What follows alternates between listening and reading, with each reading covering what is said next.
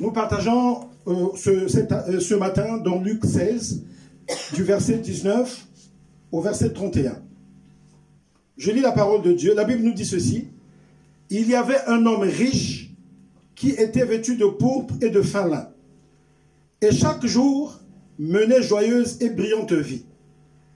Un pauvre nommé Lazare était couché à sa porte, couvert d'ulcères, et désireux de se rassasier des miettes qui tombaient de la table du riche.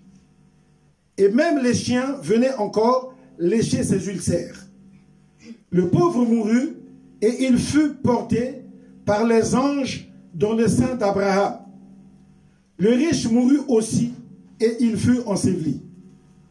Dans le séjour des morts, il leva les yeux, et tandis qu'il était en proie au tourment, il vit de loin Abraham et Lazare dans son sein.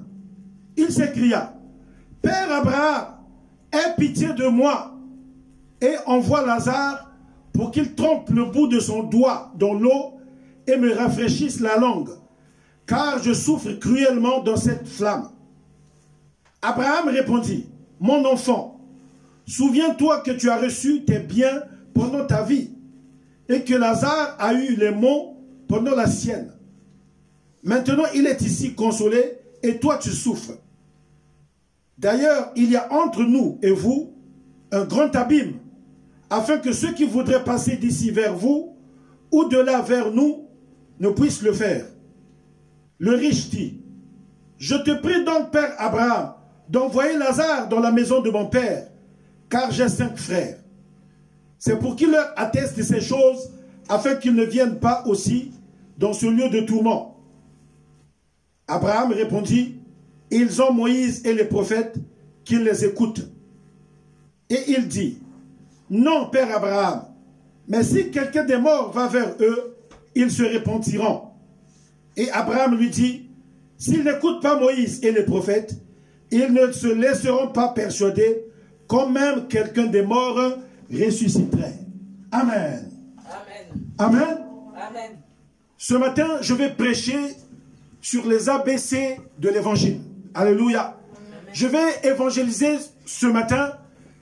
Sûrement quelqu'un a besoin de recevoir Jésus. Dieu nous a donné cette mission d'aller dans le monde entier, annoncer la bonne nouvelle aux pauvres, annoncer la bonne nouvelle aux perdus, afin que ceux qui ne connaissent pas Jésus puissent recevoir Jésus dans leur vie et qu'ils puissent sauver leurs âmes. Le temps de toute chose est arrivé. Jésus-Christ va revenir très bientôt. Lorsque Jésus était sur la terre, il passait son temps à aller de ville en ville, de village en village, annoncer la bonne nouvelle. La Bible nous dit qu'il annonçait la bonne nouvelle accompagné par ses disciples. Il guérissait les malades et il faisait des choses extraordinaires. Alors un jour, il était avec ses disciples. Il leur a dit, « J'ai une réalité à vous annoncer, une révélation à vous apporter. » Alors les disciples étaient assis et en train d'écouter Jésus leur parler. Parce que ce qu'il voulait leur dire était quelque chose de très intéressant, de très important pour vous et pour moi et pour eux à leur époque. C'était quelque chose de très important et c'est quelque chose de très important pour tout homme qui est vivant sur la terre. Tu es vivant et donc cette chose-là est très importante pour toi. Alors Jésus va leur raconter une histoire et c'est l'histoire que nous venons de lire tout à l'heure. Il dit qu'il y avait un homme riche et il y avait un homme pauvre. Et au fur et à mesure qu'il va raconter l'histoire, et il va leur annoncer également la réalité qu'il y a après la mort. Alléluia. Amen. Un homme riche et un homme pauvre. Ce sont des réalités de ce monde. Dans ce monde, il y a des hommes riches, il y a des hommes pauvres, il y a des femmes riches et il y a des femmes pauvres. Peut-être que tu es riche, c'est bien. Peut-être que tu es pauvre, c'est bien. Mais dans cet évangile, Jésus voulait simplement dire que Dieu s'intéressait aux riches et aux pauvres. Qui que tu sois, tu as de l'intérêt aux yeux de Dieu. Quelle que soit ta situation, quelle que soit ta pauvreté, même si le monde te condamne, Dieu ne te condamne pas. Dieu te veut tel qu'il est, tel que tu es, ta personne. Même s'il veut changer ta pauvreté, Dieu s'intéresse à toi. Que tu sois riche et que tu es comblé d'or, d'argent et que tout ce que tu as, Dieu s'intéresse à toi parce que ton argent peut t'apporter un certain nombre de choses. Mais il y a des choses que ton argent ne pourra jamais faire. Et il n'y a que Dieu qui pourrait faire cela. C'est pour ça que dans cette histoire, on voit le pauvre et le riche. Alléluia. Amen. Oh, j'aime bien cet évangile, j'aime bien la parole de Dieu. Alors Jésus va leur dire que le pauvre va mourir.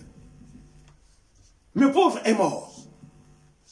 Même si à l'enterrement du pauvre, il n'y a que des pauvres sont venus, et peut-être le cercueil n'était pas aussi beau que cela. Peut-être les gens critiquaient même la maison du pauvre lorsqu'ils sont venus à l'enterrement. Qu'est-ce qu'il y a de bon dans la veillée mortuaire d'un pauvre? Visuellement, physiquement, il n'y avait absolument rien. Rien d'important. Mais la Bible nous dit que sur le plan spirituel, il y avait quelque chose de très important qui était passé.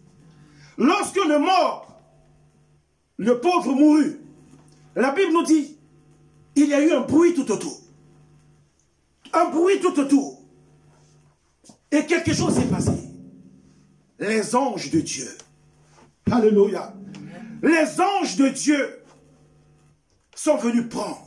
Vous savez, la mort, c'est lorsque votre esprit sort de votre corps. Au moment où l'esprit du pauvre était en train de sortir de son corps, les anges sont arrivés pour prendre son esprit. Alléluia. Les anges glorieux de Dieu. Cette personne qui était méprisée, mais était connue du ciel. Les anges de Dieu sont venus. Et c'est comme ça que ça se passe. Lorsque quelqu'un qui marche avec Dieu est mort, les anges de Dieu viennent le prendre. Les anges de Dieu sont venus, ils ont pris l'esprit du pauvre et ils l'ont amené dans un lieu de repos, un lieu de félicité, un lieu de bonheur. Alléluia. Alléluia. Amen. Est-ce que lorsque tu vas mourir, toi, les anges de Dieu viendront te chercher? Et la Bible nous dit que quelque temps après, le riche aussi mourut. Mais il n'y a pas de grands détails parce que ce ne sont pas les anges de Dieu qui sont venus le chercher. Sûrement des démons, sûrement le diable. Mais la Bible va nous raconter, bien aimé, une réalité qui se passe après la mort. Qui que tu sois, tu seras obligé de faire face à cette réalité. Que tu sois pauvre, que tu sois riche ou que tu sois qui que ce soit, intelligent, illettré, beau, belle, ou laide, je ne sais pas comment, quelle que soit ton identité, tu seras obligé de faire face à cette réalité. Tu seras obligé de quitter ce monde un jour. Même ton argent ne pourra pas acheter la mort, ne pourra pas corrompre la mort, pour dire à la mort, écoute, je te donne quelques billets de banque, je te donne quelques chèques, pour que tu me laisses encore un peu de temps. Ce n'est pas possible. Ton argent pourra faire certaines choses sur la terre, mais ton argent ne pourra jamais, jamais, au grand jamais, acheter la mort. Alors le riche mourut. Il mourut, et de l'autre côté, et c'est ça qui est plus important pour vous et pour moi. La Bible nous dit que celui qui était riche sur la terre, il est allé dans un lieu de tourment. Il vivait dans des flammes de feu. C'était terrible, horrible. Et je souhaite que vous n'y allez pas, vous n'allez pas dans cet endroit-là. Un endroit méchant, un endroit horrible, vraiment, dans des flammes, où il n'y a pas de repos, où il n'y a pas de paix. Tout n'est que souffrance. Et c'est dans cet endroit que le riche était parti. Et le pauvre, lorsque les anges sont venus l'amener, ils l'ont emmené dans un lieu qu'on appelle le sein d'Abraham. Et dans le sein d'Abraham, celui qui était pauvre, celui qui ramassait à manger sous la table du riche, là-bas il était bien. Il était dans la joie, il était dans la paix, il était dans le bonheur. Alors, le riche, en proie aux souffrances, nous dit la Bible, il souffrait tellement, il a vu de loin. Il a vu le pauvre qui était en train de danser. Alléluia. Amen. Il a vu celui qui était pauvre sur la terre, joyeux, riant, tout était bien. Il a dit, mais qu'est-ce qui se passe? Alors, il a vu que de l'autre côté, le pauvre était dans un lieu qui était très bien. Alléluia. Amen. Alors, il a crié, Père Abraham! Père Abraham! Abraham s'est retourné. Il a vu le riche. Et seulement dans ce lieu de flamme, sa richesse ne l'avait pas accompagné. Son argent ne l'avait pas accompagné. Sa belle robe, sa belle tunique ne l'avait pas accompagné. Ce qu'il avait l'habitude de manger de bien sur sa table ne l'avait pas accompagné. Son compte en banque ne l'avait pas accompagné. Tout était resté sur la terre. Mais la Bible reste muette sur ce qui s'était passé. Peut-être que les gens sont venus se battre pour ces choses-là comme ça se passe d'habitude. Mais lui, il est allé de l'autre côté. Nu comme il était venu, il est allé de l'autre côté. Il n'avait absolument rien. Alors il a dit, Père Abraham, est-ce que tu peux dire à Lazare de plonger son doigt dans de l'eau? Je souffre tellement. Je souffre tellement, Père Abraham. Pitié, Père Abraham. Dis à Lazare de plonger son doigt dans de l'eau et qu'il dirige ça vers moi pour que je puisse ne fût-ce que sucer son doigt et prendre quelques gouttes d'eau pour me rafraîchir la langue parce que je souffre cruellement dans ce lieu de flamme. Alléluia. Amen. Alléluia. Amen. Ton argent ne peut pas te sauver. Tes richesses ne peuvent pas te sauver. Alléluia. Amen. Tout ce que tu as, tes voitures, tes comptes en banque, ta beauté, ne peut pas te sauver.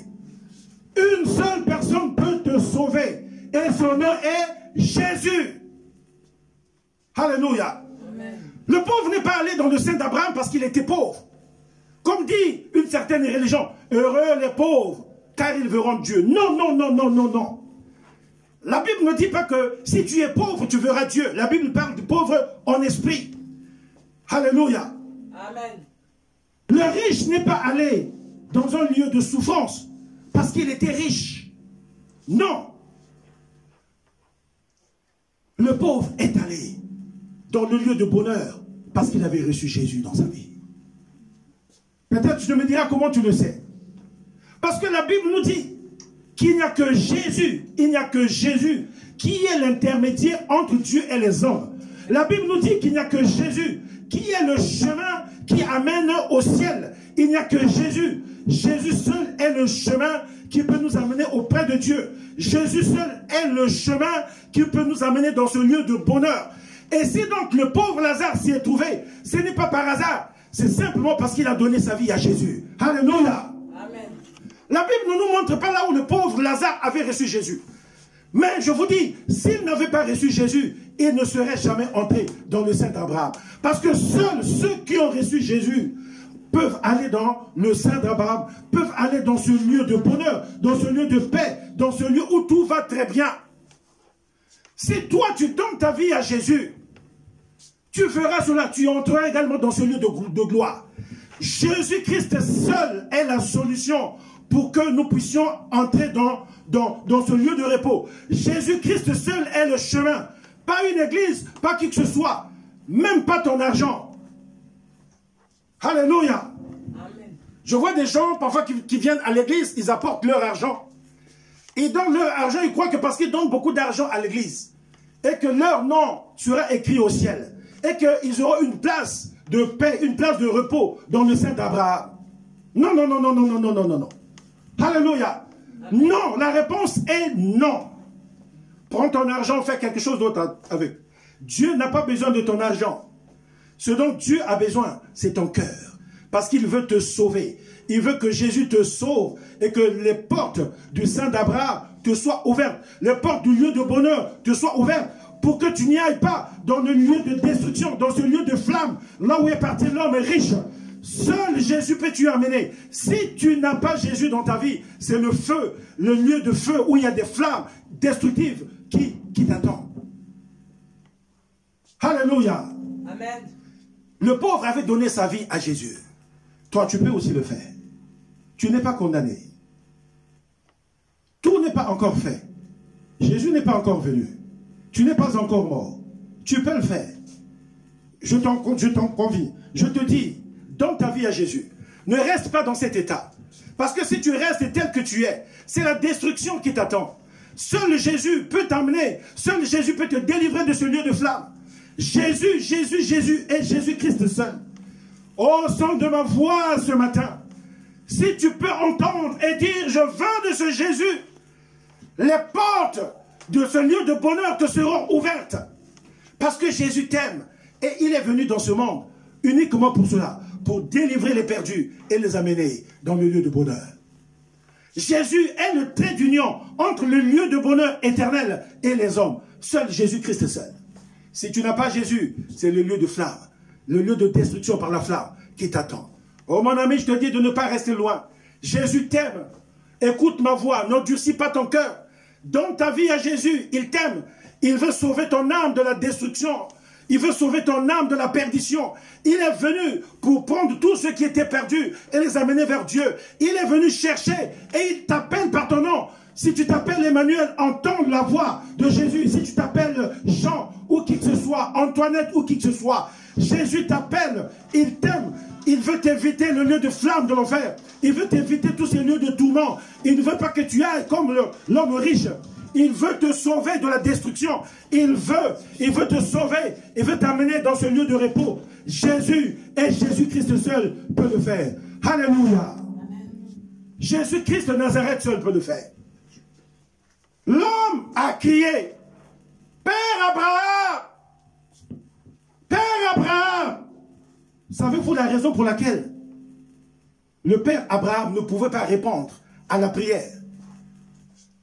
Parce que la Bible ne nous donne pas l'autorisation d'invoquer les saints. Saint Albert, Saint Jean, Saint Philippe, tu peux pas crier, c'est le mensonge du diable, ils ne te répondront jamais. Il a entendu la prière, mais il ne peut absolument rien faire. Seul Jésus crie, Jésus, Jésus. Et au son de ta voix, lorsque tu cries de tout ton cœur, Jésus viendra. Mais c'est pendant que tu es sur la terre. Alléluia. La prière de l'homme riche n'avait pas entendu parce que la prière était mal orientée. Premièrement, la prière était mal orientée. Et deuxièmement, il a fait sa prière après sa mort. Alors que la prière doit être faite maintenant. Maintenant qu'on est sur la terre. C'est maintenant qu'il faut crier parce que lorsque tu meurs, c'est fini. Après la mort, c'est fini, c'est terminé. C'est maintenant que tu dois donner ta vie à Jésus. C'est maintenant que tu dois prendre la décision. Pas après. Les messes de requiem qu'on dit, c'est de la fausseté, c'est de la folie. C'est une doctrine démoniaque. Aucune messe de requiem n'est possible. Il n'y a pas de purgatoire. Parce que si le purgatoire existait, Jésus l'aurait sûrement mentionné dans ce passage de la Bible. Mais si Jésus ne l'a pas mentionné, c'est parce que le purgatoire n'existe pas. Alléluia! Amen. Amen. Jésus-Christ t'aime. Jésus-Christ t'aime. Jésus veut sauver ton âme. Alors ça ne dépend que de toi. Il a tout accompli. Il a tout fait. Il a fait sa part. Toi seul peux faire ta part. Toi seul peux faire ta part. Après ta mort, c'est fini. Ce n'est plus possible. Aucun mort ne peut se déplacer pour aller annoncer l'évangile. Personne. C'est maintenant que tu entends la parole de Dieu que tu peux te décider de donner ta vie à Jésus. Il attend la voix de ton cœur. Que tu lui dises, viens à moi Jésus. Et il sauvera ton âme. Ta place n'est pas dans les feux de l'enfer. Dieu est allé te préparer. Jésus est allé te préparer une place au ciel. Et cette place-là t'attend. Ne meurs pas sans avoir donné ta vie à Jésus. Le plus grand échec dans la vie d'un homme ou d'une femme, ce n'est pas d'avoir raté les études, mais c'est de mourir sans avoir donné sa vie à Jésus. C'est vraiment dangereux que de mourir sans avoir donné sa vie à Jésus. Parce que de l'autre côté, on vit beaucoup plus. Mais ça sera dans les feux de l'enfer si tu ne donnes pas ta vie à Jésus. Mais si tu donnes ta vie à Jésus, ça sera dans le lieu de repos, ça sera dans le lieu de joie, ça sera dans le lieu où il n'y a plus de mort, il n'y a plus de maladie. Tout est bien. Jésus t'aime. Il a préparé cet endroit-là pour toi. Alors fais comme le pauvre. Dans sa pauvreté, il a accepté Jésus. Dans sa pauvreté, il a voulu marcher avec Jésus. Toi aussi, tu peux faire de même. Quelle que soit ta richesse, ne regarde pas ton argent. Tu mourras un jour et tu laisseras cette richesse-là. Mais qu'est-ce qui t'attend de l'autre côté? Quelqu'un a chanté que nous irons tous au paradis, c'est faux. Ceux qui iront au paradis, ce sont ceux qui auront donné leur vie à Jésus. Tu peux le faire, c'est à ta portée. Il suffit simplement que tu te décides. Tout le monde a la capacité de le faire. Ne résiste pas à la voix du Saint-Esprit qui te parle. Il te parle parce qu'il veut que Jésus sauve ton âme. Tu ne sais pas quand est-ce que tu vas mourir. Le riche ne savait pas quand est-ce qu'il allait mourir. Le pauvre ne savait pas quand est-ce qu'il allait mourir. Toi aussi, tu ne sais pas quand est-ce que tu vas mourir. Peut-être cette nuit même. Peut-être une heure après. Peut-être la semaine prochaine. Tu ne sais pas. Fais alliance avec Dieu maintenant. Sauve ton âme. Prends la décision. Maintenant qu'il est encore possible. Alors, peut-être tu as écouté mon message, maintenant tu es prêt à donner ta vie à Jésus. Je veux simplement que tu puisses s'associer avec moi dans cette prière. Où que tu sois, je veux simplement t'aider maintenant à prier afin de donner ta vie à Jésus pour que Jésus sauve ton âme. Alors là où tu es, quel que soit l'endroit, ferme simplement tes yeux et répète après moi cette prière. Seigneur Jésus, je viens à toi tel que je suis. Prends-moi. Pardonne-moi mes péchés. Pardonne-moi mes iniquités. Je viens à toi parce que j'ai compris le message. Je veux te recevoir dans ma vie. Jésus, viens dans ma vie. Pardonne-moi tous mes péchés. Lave-moi de toutes mes souillures. Inscris mon nom dans le livre de vie. Fais de moi un enfant de Dieu. Je veux t'appartenir à jamais. Je veux te suivre. Donne-moi la force de mettre en pratique ta parole. Parce que je veux être avec toi. Je prends la décision d'être avec toi. Maintenant et jusqu'à ce que la mort me ramènera vers toi. Seigneur, aide-moi. Merci Seigneur. Au nom de Jésus. Amen. Je vais prier pour vous qui aujourd'hui ou demain ou dans les jours à venir, après avoir écouté ce message, vous qui allez prendre la décision de donner vos vies à Jésus. Je vais prier pour vous. Seigneur, dans le nom de Jésus, je prie pour tous ceux qui entendront ce message. Je prie que tu les touches. Je prie que tu les bénisses. Et ceux qui ont donné leur vie à Jésus, tu les gardes, tu les protèges, tu les conduis et tu les bénis, ô Dieu, pour la seule gloire de ton nom. Éloigne, Seigneur, les manœuvres de Satan. Éloigne, Seigneur, de tout ce qui est des ténèbres. Éloigne-les et protège-les, Seigneur, de tout péché. Conduis-les dans la vérité et dans ta lumière. Au nom de Jésus, j'ai ainsi prié. Amen. Que Dieu vous bénisse pour cet élan et cette décision que vous avez prise de donner votre vie à Jésus. Que Dieu vous bénisse. À très bientôt, ou bien dans ce monde, ou bien au ciel. Que Dieu vous bénisse. Bye bye.